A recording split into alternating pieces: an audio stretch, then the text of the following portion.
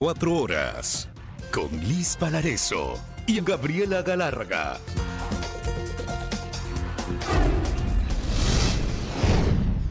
Iniciamos con la información. La Fiscalía pidió la pena máxima contemplando agravantes para los procesados por el asesinato de Fernando Villavicencio. A esta hora tomamos contacto con Daniela Valencia, quien ha seguido esta audiencia. Dani, buenas tardes. Buenas tardes, compañeras, amigos televidentes. Así es, a esta hora continúan en desarrollo los alegatos finales respecto a esta audiencia por el asesinato al candidato a la presidencia, Fernando Villavicencio. La primera en tomar la palabra fue la fiscal Ana Hidalgo, quien aseguró que durante estos 8 días de audiencia se ha logrado evidenciar la materialidad de este delito, la participación de los implicados. Para ello, narró cada una de los aportes que dieron los cerca de 80 testigos y peritos, y además el aporte que se dio con las pruebas documentales. Dijo que esta organización delictiva tenía toda una planificación para poder ejecutar este delito el pasado 9 de agosto de 2023.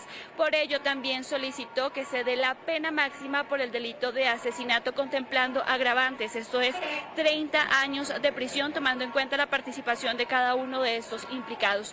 Recordemos, por ejemplo, que Carlos Angulo Lara lo señala Fiscalía como el autor inmediato de este delito. Alias Invisible habría dado la orden de disparar incluso al estar al interior del CRS Cotopaxi. Laura Castillo, como coautora, pues sería la que estaba encargada de coordinar la logística, de entregar los vehículos, las camisetas, las motocicletas y el dinero para poder ejecutar este delito. Contra Víctor Flores y también Eric Ramírez, dijo en calidad de cómplices, ayudaron a Laura Castillo para poder realizar el reconocimiento del lugar. Finalmente, para Alexandra Chimbo, dijo que también en calidad de cómplice ella era la encargada de estar al interior del coliseo del Colegio Anderson para alertar tanto de la llegada como de la salida del candidato a la presidencia, Fernando Villavicencio. También reconoció que todavía hay procesados, hay personas que no se lograron vincular a esta causa, tomando en cuenta que el testimonio anticipado del testigo protegido se dio durante el día 60 de la instrucción fiscal y que por ello se han abierto investigaciones previas más. Una investigación respecto a estas personas que quedaron por fuera de esta causa y además otra investigación relacionada con las autoridades por la omisión de la seguridad de Fernando Villavicencio. Escuchemos lo que dijo el abogado de la viuda de Fernando Villavicencio. Que puedan establecer la existencia de delitos que tienen que ser investigados, se puede iniciar una acción de oficio, como en efecto nos ha mencionado la señora fiscal, que se han llevado adelante ya 2 investigaciones más de oficio para determinar la responsabilidad directa y las omisiones en las que pudieran haber ocurrido funcionarios públicos en el ejercicio de la defensa de la protección de la vida del candidato presidencial. Y efectivamente, estas nuevas personas que han sido vinculadas y elementos también como, por ejemplo, los medios que se facilitaron para la comisión del delito a través de una línea dedicada de Internet, cómo se realizó la suscripción, las autorizaciones dentro del sistema del SNAI. Y bien, previo a escuchar estos alegatos finales, se logró también escuchar a 4 de los 5 procesados en sus testimonios. Estos testimonios no duraron más allá de 1 minuto. Lo único que dijeron estos implicados es que habían sido procesados por otra causa, por una causa de receptación, y que desconocían los hechos por el asesinato de Fernando Villavicencio. Además de lo que dijo la Fiscalía, también solicitó como reparación integral $37.000 por cada año de esperanza de vida contemplado para Fernando Villavicencio. Esto es en un aproximado de 18 años más, es decir, $666.000, tanto para los familiares como para las 13 víctimas colaterales. Es lo que les podemos compartir hasta ahora. Ustedes tienen más información en estudios. Buena tarde. Una buena tarde también para ti, Daniela. Muchísimas gracias. La Organización Internacional de Policía Criminal emitió la notificación roja para localizar y capturar a Adolfo Macías Villamar, alias Fito. Con esto, el cabecilla de los choneros prófugo desde el pasado 7 de enero se convierte en uno de los sujetos más buscados del mundo. Fue a través de esta publicación que la Policía Nacional este 11 de julio dio a conocer públicamente la notificación roja emitida por la Interpol para hallar y capturar a Adolfo Macías, alias Fito. La alerta emitida para 196 países cuenta con esta fotografía, que corresponde a la última imagen conocida del cabecilla de los choneros, en la que se lo observa con barba y cabello largo. La alerta llega tras cerca de 7 meses de que alias Fito fugara de la regional de Guayaquil, una de las prisiones más grandes del país, y que al mismo tiempo controlaba. Pero no es la primera vez que Macías se le escapa a las autoridades del SNAI. El 11 de febrero de 2013, junto a otros 13 presos, también se fugó de lo que se supone ser una prisión de máxima seguridad, La Roca.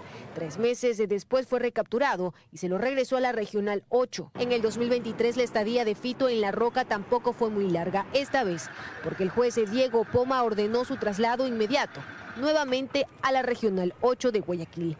El cabecilla de los choneros se encuentra preso desde el 2011, condenado con la pena máxima de 34 años de cárcel por delincuencia organizada, narcotráfico y asesinato. En la actualidad, las autoridades ofrecen una recompensa de hasta $100.000 para quien otorgue información de su paradero o que ayude en su aprehensión.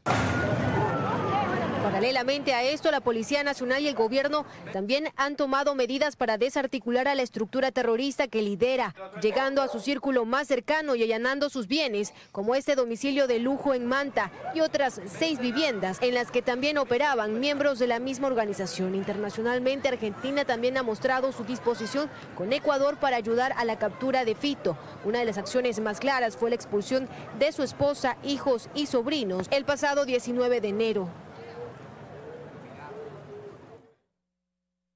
Esta mañana, Mayra Salazar, procesada en el caso Metástasis y pieza clave en el Purga, fue trasladada en un vehículo militar a la cárcel de Cotopaxi desde una prisión de mujeres en Chillogallo, al sur de Quito. Su abogado, Cristian Marín, aseguró que teme por la vida de Salazar debido a que en esa cárcel no se ofrecen las garantías para su defendida. Agregó que hasta el momento desconoce los motivos del traslado. Continúan los robos a los transportistas interprovinciales pese al incremento de controles policiales y militares ofrecidos por el gobierno. Mientras tanto, la Prefectura de Los Ríos solicita el traspaso de la cúpula militar y policial a la provincia. En estos últimos días, al menos 3 buses interprovinciales han sido interceptados por antisociales. Uno de los hechos más recientes ocurrió la noche del jueves en la variante de Quevedo. Un transporte interprovincial que cubría la ruta Guayaquil-Quito fue atacado por antisociales. A las 3:40 de la mañana, un bus de Transporte Ecuador fue interceptado, roto su vidrio para hacerlo detener y no había ningún policía ni militares. La noche del día miércoles, de igual forma, en el bypass se suscitó otro evento similar. Estos hechos ocurren pese al ofrecimiento del gobierno de incrementar los controles policiales y militares en 13 rutas sensibles: Pichincha, Santo Domingo, Los Ríos, El Empalme y Mocache. Y en la ruta Santo Domingo-Los Ríos, carretera en donde se encuentra la variante de Quevedo. Y la delincuencia está organizada, es que si hay operativos, lógicamente van a cambiarse de un lugar a otro o en su efecto cambian camino. Vuelvo a repetir, es una acción que trae su fruto, pero no la contundencia con la que hablamos. Es por eso que desde la FENACOTIP se asegura que el apagado de motores continúa vigente para el 16 y 17 de julio. Además, solicitan al gobierno la elaboración de un plan de monitoreo permanente para las unidades de transporte. Pero obviamente que este monitoreo tenga enlace con las autoridades de control, Policía Nacional, Fuerza Militar, tener un botón de pánico, se ejecute la alerta inmediata y puedan atendernos o darnos atención prioritaria. En lo que va del año, más de 240 casos de robos y asaltos a transportistas interprovinciales se han denunciado en el país. Mientras tanto, desde la Prefectura de Los Ríos se solicita al gobierno central el traslado de la cúpula militar y policial a la provincia para disminuir los índices delictivos en la zona. Que nos tome en la misma forma la importancia que le han tomado a Manta, que han tomado a Esmeraldas, que han tomado con el oro. Hay escasez de uniformados en la provincia de Los Ríos. La autoridad de la provincia asegura que la empresa privada está dispuesta a colaborar para disminuir los hechos violentos en Los Ríos. De su parte, la prefectura ha construido unidades de policías comunitarias para que los uniformados tengan donde pernoctar.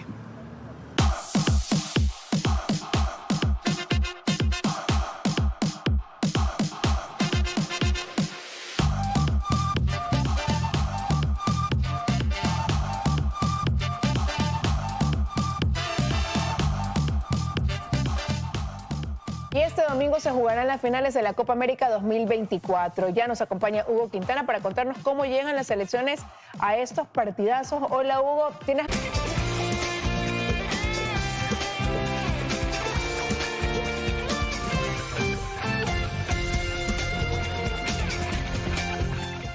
Seguimos junto a usted. La posibilidad de un diálogo entre el Ejecutivo y el Legislativo se complica. El secretario de la Administración, Arturo Félix, dijo que no dialogaría con una asamblea que los tacha de mentirosos. Estas declaraciones las hizo en nuestro espacio de entrevistas, donde también se refirió a temas relacionados a la seguridad, entre otros. Habrá más contundencia de la fuerza pública en Durán. Así lo ratifica el secretario de la Administración, Arturo Félix, quien dijo esperar que esta vez la Corte Constitucional no eche abajo el estado de excepción. ¿Qué pasa si se lo bajan de nuevo? Ya la ciudadanía tomará sus acciones, la policía y las Fuerzas Armadas, y la decisión del presidente Noboa es exactamente la misma. Con decreto, sin decreto, seguiremos trabajando contra la violencia, contra el terrorismo, contra el narcotráfico. Dice que los hechos violentos que se registran en el país son una reacción de los grupos delictivos a las operaciones que se emprenden. Algo similar decía el gobierno anterior. Sostiene que la seguridad se ha reforzado en las carreteras en respuesta al gremio de la transportación, que advirtió con paralizar operaciones tras reiterados asaltos. Habló de la ejecución de los ministerios, tema en el que dijo hay pendientes, pero se van tomando correctivos. Tenemos ministros nuevos, es lo único que le puedo contestar. Por eso hubieron cambios, por supuesto. ¿Esos cambios fueron por falta de gestión de los ministros? Por falta de gestión, por quejas de la gente. Son grandes personas, pero el sector público no es para todos. Sobre las peleadas garantías soberanas, mostró predisposición a trabajar con gobiernos seccionales, aunque quiso hacer una puntualización. Es un derecho, estamos de acuerdo, pero tampoco es una obligación. Y esto es un trabajo que hay que hacerlo técnicamente. Si no hubiéramos hecho el trabajo que hicimos en los primeros 6 meses, no hubiera un peso para darle garantía a nadie. Así se pongan a pelear, a gritar, a sacar gente a la calle, no había forma. Así que deberían de aplaudir el trabajo que hemos hecho. Y en torno a la Asamblea Nacional marcó distancia ante la posibilidad de dialogar. Y hay que conversar. Si ellos tienen esa postura, usted conversa con quien te insulta todos los días, con quien te pasa tildando de mentiroso todos los días. Al menos yo personalmente no lo haría. Explica Félix que las peleas que han surgido desde el legislativo se producen porque estamos en época preelectoral. El legislador de Construye, Paul Buestán, presentó en la Asamblea una nueva propuesta de reforma que busca eliminar las pensiones vitalicias a expresidentes. En la actualidad, los exmandatarios solo reciben el 70% de dicho beneficio. Esta vez la pretensión de que expresidentes y exvicepresidentes del Ecuador ya no reciban un sueldo vitalicio es de la bancada de Construye. El legislador Paul Buestán presentó en asamblea una reforma a la ley del servicio público para que se elimine el articulado que les otorga ese beneficio. Al no ser servidores públicos, por coherencia, no deberían recibir un solo centavo, más aún cuando existen tantas necesidades en el Estado ecuatoriano como la salud, la seguridad. Les quitaron presupuesto a las universidades. Y según Buestán, hay ex jefes de Estado que ya ni siquiera residen en el país y aún reciben esa remuneración. El argumento es también que ya no son funcionarios públicos y ese gasto no tendría que asumir el Estado, explica. Algunos incluso no están ni en el país, viven en otros estados, como por ejemplo el caso de Yamil Maguad. Otros dan cobrando los herederos, dan cobrando las personas que quedan acá en el país, y eso nos parece que es una falta de consecuencia con un principio de solidaridad con el pueblo ecuatoriano. La iniciativa recibió el apoyo inmediato de otras bancadas, pues según los documentos que acompañan a la reforma y que ya está en manos de la Asamblea, el Estado destina alrededor de $85.000 mensuales para pagar las pensiones vitalicias de 27 expresidentes del país. Pensiones vitalicias, ¿a cuenta de qué? Ustedes han visto aquí expresidentes y ex vicepresidentes que ya ni siquiera la gente se acuerda quiénes eran y están ganando sueldo pagado por nosotros, de tal manera que eso de los sueldos vitalicios hay que eliminarlos urgentemente y ahí vamos a estar para sumar a ese proyecto. Este sería el segundo intento de la Asamblea de retirar este beneficio a quienes gobernaron el Ecuador. En el 2023 se trató de una propuesta que tenía este objetivo, pero no encontró todo el respaldo en el Pleno del Legislativo y solo se logró que la pensión que reciban sea del 75% del sueldo y ya no del 100%. La reforma deberá ser admitida a trámite en la Asamblea y enviada a la comisión que el CAL lo decida para su procesamiento. La ministra de Trabajo, Ivonne Núñez, responde a los cuestionamientos de la Asamblea sobre el proyecto para eliminar el contrato emergente. Además, asegura que en los últimos 7 meses se han creado más de 330.000 empleos en el país. Que la presentación del proyecto que busca eliminar el contrato emergente establecido en la Ley de Apoyo Humanitario no podía hacerse desde el Ministerio de Trabajo, sino de la Presidencia de la República, es lo que aseguran en la Asamblea Nacional. Cuestionamientos a los que este viernes respondió la ministra de Trabajo, Ivonne Núñez. La funcionaria detalla que presentar una iniciativa en la legislatura también es una de sus facultades y hace un llamado de atención a quienes lo critican. Yo como Ministerio de Trabajo lo que le estoy diciendo a la Asamblea, señores, el 20 de julio concluye el veto total que se hizo el año pasado para derogar la Ley de Apoyo Humanitario. Ese es el mensaje de la ministra de Trabajo. Así que trabajen por los trabajadores. Con este proyecto, según la ministra, se frenarán los abusos ocasionados por la aplicación de estos contratos, pues si llegara a aprobarse, quienes laboran actualmente bajo esta modalidad deberán pasar a un contrato indefinido. El contrato emergente tiene una característica, es solo de 1 año, debe darse por concluido, por una sencilla razón, porque el contrato emergente nació en una época determinada, que fue la época de la pandemia. A esta medida se suman otras para mejorar el acceso al empleo en el país, que según la ministra ya dejan frutos. Por ejemplo, desde diciembre de 2023 hasta junio de 2024 se generaron 339.150 nuevos puestos, de los cuales el 31,8% corresponde a mujeres y el 68,16% a hombres. La primera actividad que se registra está ubicada en la actividad de agricultura, ganadería. El segundo es comercio al por mayor y al por menor, reparación de vehículos. La tercera actividad son servicios administrativos de apoyo. Las provincias en las que más se registran contratos son Guayas con 108.336, seguido de Pichincha con 97.888 y Azuay con 20.916. De esta cifra corresponden a los jóvenes comprendidos entre los 18 y 29 años de edad 170.560 contratos de trabajo. Y ante la diferencia de datos con la Seguridad Social, Núñez aclaró que esto se debe a que el registro de afiliaciones y desafiliaciones en esa entidad se da de forma tardía. El Consejo de la Judicatura ha destituido a 25 jueces en 4 meses. Manabí, Guayas y Santa Elena concentran el mayor número de funcionarios judiciales separados por casos de corrupción. Pese a esta depuración, magistrados con procesos en contra aún siguen en funciones. Desde el Consejo de la Judicatura se afirma que se han tomado varias acciones disciplinarias que han derivado en la destitución de 53 operadores de justicia en los últimos 4 meses. La medida apunta a limpiar el sistema de justicia golpeado por la infiltración del narcotráfico. Una de las faltas disciplinarias que estamos incorporando tiene que ver con corrupción, que dice que le está prohibido al funcionario judicial poner en tela de juicio la imparcialidad a cambio de algo. Sean estos favores o dinero. Actualmente se han destituido jueces, fiscales y secretarios involucrados en casos como Metástasis, donde se han destituido a 8 funcionarios, al igual que en el caso Purga, mientras que existen otros 37 servidores destituidos por otros casos. La función judicial han sido debilitadas inclusive porque en control disciplinario o en acciones administrativas no se tomaban los correctivos del caso. En días anteriores, el ministro de Defensa, Giancarlo Lofredo, hacía el llamado al sistema de justicia, especialmente a los jueces, a acompañar con contundentes medidas a la acción policial dentro del conflicto armado interno. Es hora de que todos estemos a la altura. Desde el 29 de febrero hasta el 28 de junio han sido destituidos 25 jueces a nivel nacional, siendo Guayas la más afectada con 15 magistrados destituidos, Manabí con 3 jueces y Santa Elena con 2 jueces destituidos. Separaciones que han causado déficit en el sistema judicial.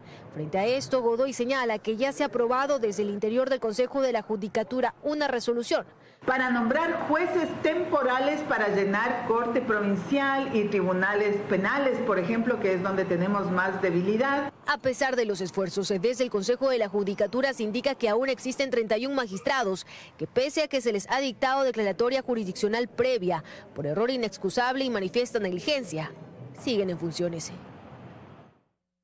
La Agencia de Regulación y Control de Energía y Recursos Naturales No Renovables, a través de su dirección en Guayas, denunció en la Fiscalía al alcalde de Guayaquil, Aquiles Álvarez, y otras 10 personas, entre naturales y jurídicas, por la supuesta comercialización irregular de combustibles. En la denuncia presentada, la entidad sostiene que puso en conocimiento del Servicio de Rentas Internas posibles diferencias entre el volumen de combustible despachado por Petroecuador y el volumen facturado por estaciones de servicio, entre ellas Copedesa, donde Aquiles Álvarez y su hermano Antonio figuran como accionistas. Momento de una nueva pausa, amigos, pero les contamos al regresar. Ecuador recibió 1.393 millones de dólares en remesas el primer trimestre. Además, ¿quieres saber cuáles son las comidas típicas de Guayaquil? Este noticiero hizo un recorrido y les vamos a mostrar cuáles son esos platos tan apetecidos por los ciudadanos. Los detalles al volver.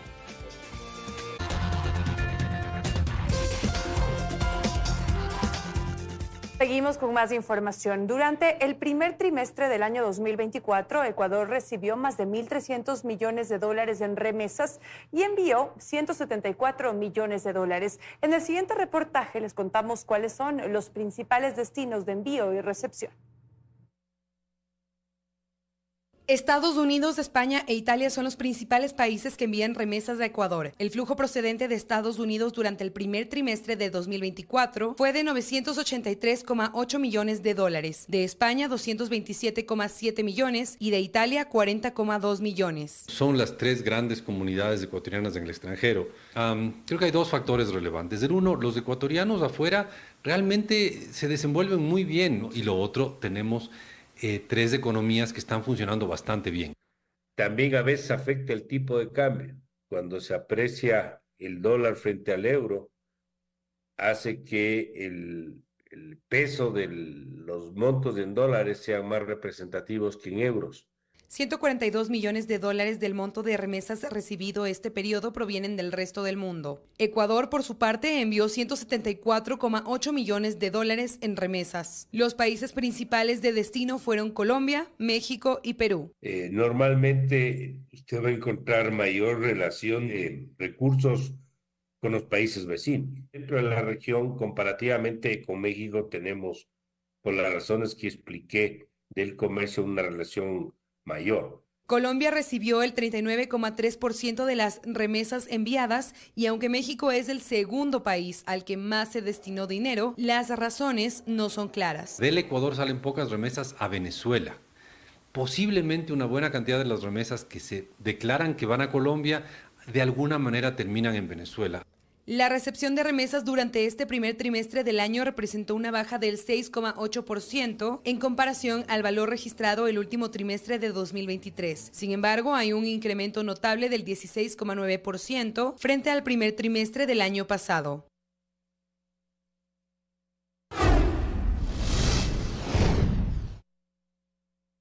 Guayaquil cuenta con una amplia variedad de platos típicos que son infaltables para los ciudadanos, como el encebollado y el caldo de salchicha. Un equipo de este noticiero hizo un recorrido y nos muestra por qué son tan apetecidos.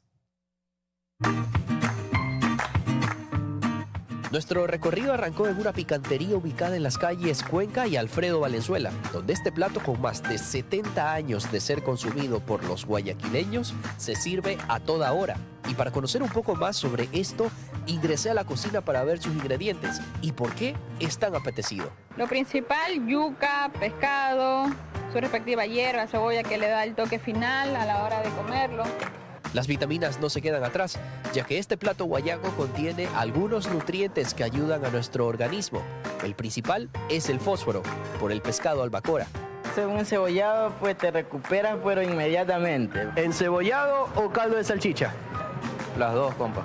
No me pude quedar con las ganas de probar este encebollado, pero tampoco no podía dejar de un lado el tradicional caldo de salchicha, donde algunos clientes nos mencionaron que también es parte de la gastronomía guayaquileña.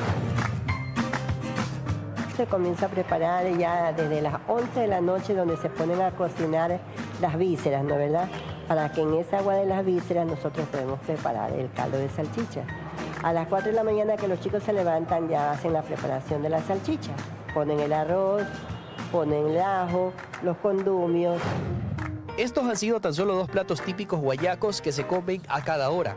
Y a vísperas de las fiestas de fundación de la Perla del Pacífico, sería una buena opción disfrutarlo en familia o con amigos. En Corto Futbolero con todos los detalles de las 2 finales este fin de semana. ¿Cuál es su país favorito para quedar